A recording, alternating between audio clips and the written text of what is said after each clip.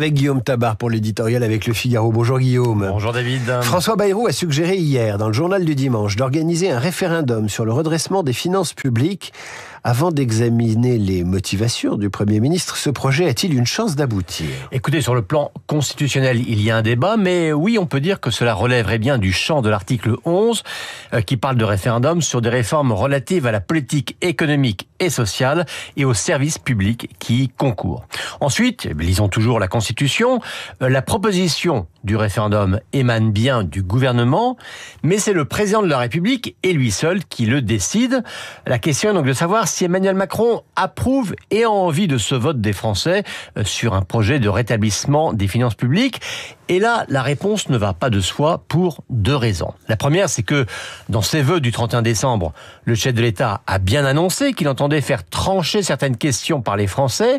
Et d'ailleurs, c'est aussi dans cette optique qu'il a par ailleurs annoncé une convention citoyenne sur l'organisation du temps des enfants. Mais Macron entend choisir lui-même les sujets qu'il voudra soumettre aux Français. Et la seconde raison, eh bien, c'est qu'il a accueilli avec, disons, scepticisme cette idée de son Premier ministre.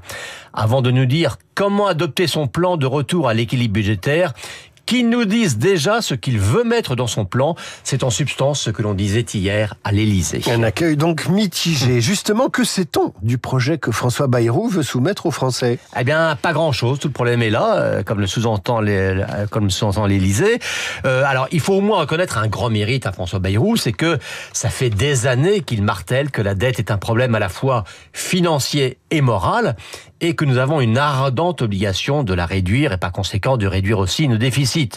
Il faut aussi lui reconnaître aussi de dire clairement que le retour à l'équilibre ne peut pas passer par des impôts supplémentaires. Donc, conclusion, il faut réduire les dépenses et revoir à la fois le périmètre et l'efficacité de l'action publique, avec à la clé 40 milliards à trouver. Et c'est là que les difficultés commencent, car chaque économie évoquée fait hurler toute une série de gens et que François Bayrou et ses ministres, pour l'instant, ne se pressent pas de mettre sur la table des idées concrètes. D'où son idée du référendum, pour valider un plan qu'il voudrait global et pas juste une liste de coupes budgétaires. Bon, très bien, mais ça ne remplace pas les idées elles-mêmes.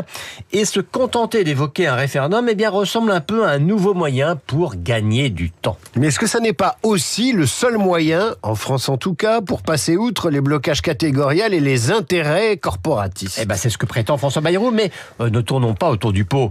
Si l'on doit trouver 40 milliards, la potion sera de toute façon amère, quelle qu'en soit la présentation. Donc, impopulaire.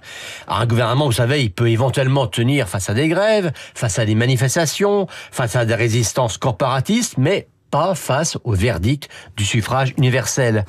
Et donc, si les Français répondent non à un éventuel référendum sur les finances publiques, et entre nous, dans le contexte actuel, on voit mal un plébiscite sur un tel sujet, que fera le Premier ministre ? Il n'aura tout simplement plus ni l'envie, ni la légitimité pour opérer ce redressement qu'il considère pourtant comme étant vital.